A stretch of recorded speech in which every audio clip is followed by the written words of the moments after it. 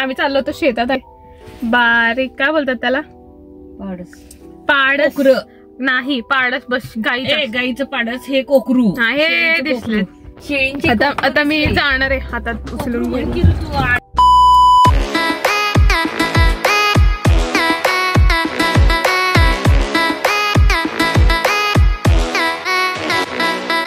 एक घेऊ का मी हातात उचलून? बारीक कुठे आहे ते? बारीक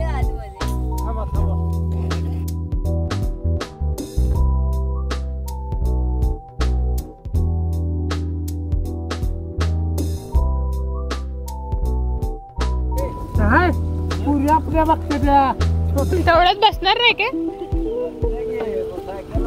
ठीक आहे.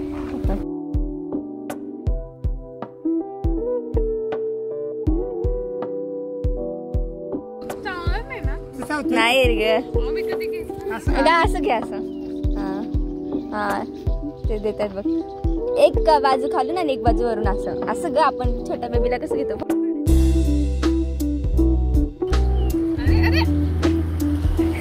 मी तुला दाखवतो. तिकड मी दाखवतो.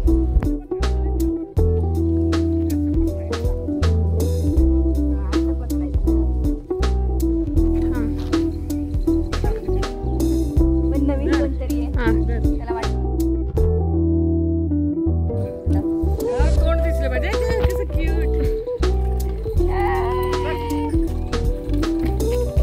हा मी पण एकदा घेते तसं. असं तोंड दिसू दे. हा इकडे काढ.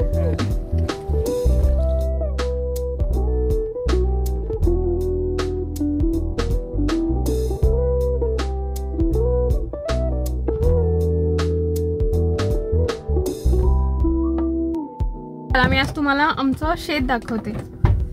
आता गाडी लावली आहे खरं, पण ते मी अशी लावली आहे की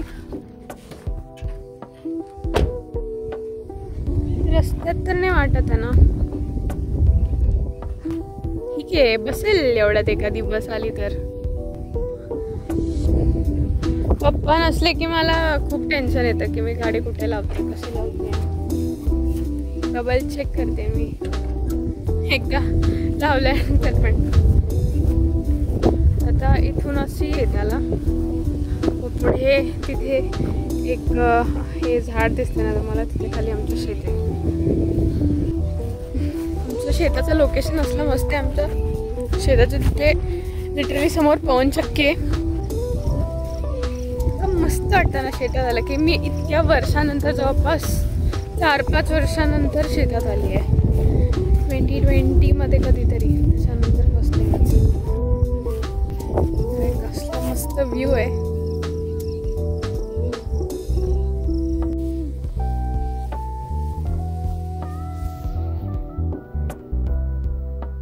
ती माझ्याकडेच बघतीये.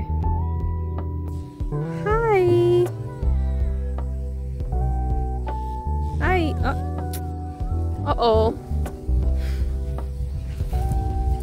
मी 3 वेळा चालू केलं होतं माझी मेमरी सांगायला. तर मी परत सांगते. ठीक आहे, यावेळी तरी निदान कंप्लीट होईल. तर एक खूप छान मेमरी आहे.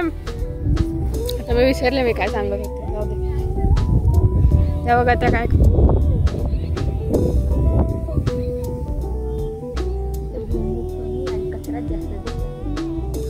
हा नाही वारच नाही.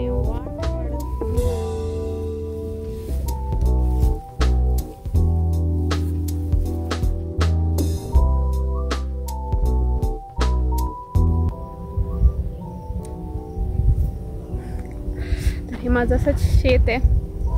इथे आधी एवढी झाडं नव्हती जेवढी आत्ता ही आजूबाजूने दिसत आहेत. ते फक्त एक लिंबाचं झाड होतं आणि हे आंब्याचं झाड, असे 2च झाडं होते. आणि आत्ता इथे काहीतरी लावलं आहे, मला पण माहीत नाही. कारण मी सांगते काय 4-5 वर्षानंतर आली मी शेतात. आणि भुईमुगाच्या शेंगा लावल्यात, म्हणजे ग्राउंडनट, पीनट, व्हॉट एव्हर. तर आता हे वेल असतात, हे उपटले की ह्याच्या खाली शेंगा असतात. खूप पवनचक्की वगैरे दिसते. एकदम mind blowing top notch view. मी स्टोरी सांगते. हे आंब्याचं झाड आहे ना, तर आम्ही एकदा मी आले होते आणि सड वेचायचं काम चालू होतं. सड म्हणजे आमच्या शेतात ज्वारी लावली होती आणि ज्वारीनंतर खाली प्लांटचा जो रूटचा पार्ट असतो बेसिकली तो तसाच राहतो ज्वारी काढल्यानंतर. मग तो वेचण्यासाठी बाबांनी बायका लावल्या होत्या रोजगाराने. आणि म्हणजे आजी आजोबांना तर होत नव्हतं एवढं काम आणि मम्मी पप्पा तर पुण्याला असायचे. मग कोण करणार, त्यामुळे मग असंच रोजगाराने आम्ही एखाद्याला काम देऊन टाकायचो. तर तेव्हा एक आमचे वाटेकरी होते त्यावेळी आणि त्यांनी बैलगाडी आणली होती जी त्यांनी इथे लावली होती.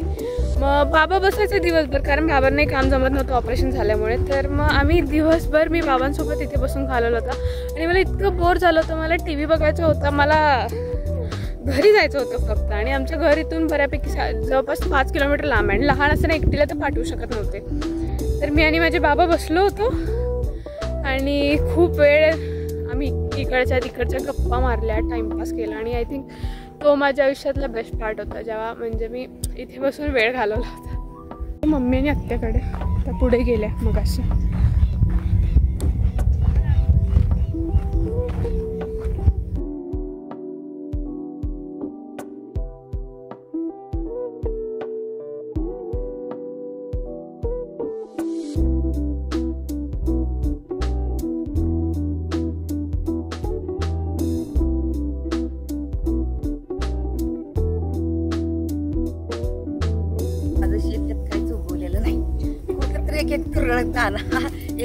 त्यामुळे शेतकऱ्याला शेती परवडत नाही. नाही ग सांगू मी आज कोणाला, आज आनंदी आनंद. आज 2 वेळ येते. किती सांगू मी सांगू कुणाला. गोड हसू गालात नाचुगावतालात पंजण तरतरले. माझं जरा त्यांना माझ्या व्लॉग मध्ये यायचंय. मम्मी कुठनं पण येणार. शेतावर कित्येक वर्षांनी परत आल्यावर जणू कालच घालवलेला वेळ पुन्हा जिवंत झाला. मातीचा ओलसर सुगंध, झाडाची सळसळ आणि वाऱ्याचा थंडगार स्पर्श, प्रत्येक गोष्ट ओळखीची, शांत आणि गोड वाटते. लहानपणी आजोबांसोबत शेतात फिरणे व झाडाखाली बसून गप्पा मारणे, आजीच्या कढईतील गरम गरम पिठल्याचा तो चवदार अनुभव आणि तिच्या प्रेमाने भरवलेला घास, या सगळ्याची आठवण आजही शेतात आल्यावर येते. शेतातील प्रत्येक कोपऱ्यातून, प्रत्येक झाडाच्या सावलीतून त्या काळच्या गोड आठवणी जाग्या होतात. आज इथे उभं राहून शेताच्या मातीचा प्रत्येक कण जणू त्या कालखंडाचा साक्षीदार आहे. या शेतात परत येणं म्हणजे फक्त भूतकाळाशी पुन्हा कनेक्ट होणं नाही, तर त्या साध्या पण अनमोल क्षणांची पुन्हा जाणीव होणं आहे. त्याच आनंदाला पुन्हा अनुभवणं आहे.